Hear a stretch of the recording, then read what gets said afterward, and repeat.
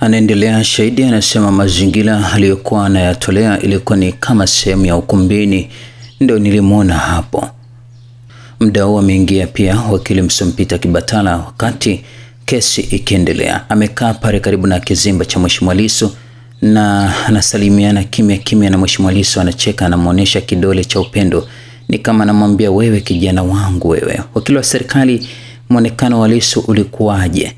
Shahidi wa kificho alivaa kombati ya kaki na mfahamu Tundu Lissu kama mwanasiasa mkongwe na mwanasiasa maarufu.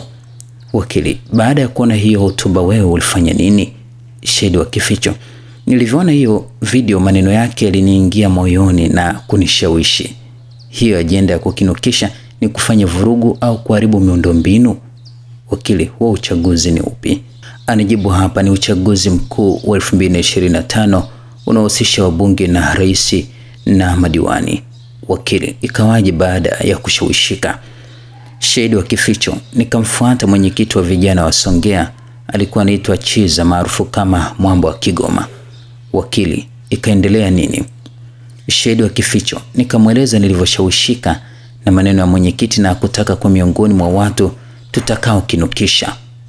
Wakili, kikaendelea nini? Shahidi wa kificho, alinisifia sana kwa uamuzi mzuri na wakishujaa na akanipongeza na kuniambia vijana kama nyie ndio vijana mnaotakiwa kulikomboa taifa. Wakili, nini kiliendelea? Shahidi wa kificho, aliniambia ataniunganisha kwenye magrupu yanayojadili mipango ya kuzuia uchaguzi, akaniunga grupu la siasa yetu. Grupu lilikuwa linaitwa siasa yetu updates. Wakili, nini kikaendelea?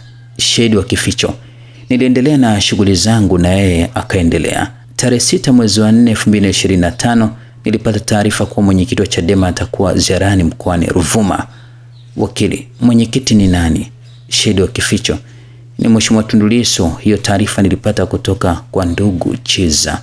Wakili, ikakutaka ufanye nini? Shahidi wa kificho, ilitutaka tufanye maandalizi na tarehe 10 mwezi wa 4 atakuwepo Songea. Wakili, mlipanga nini kuhusu mkutano?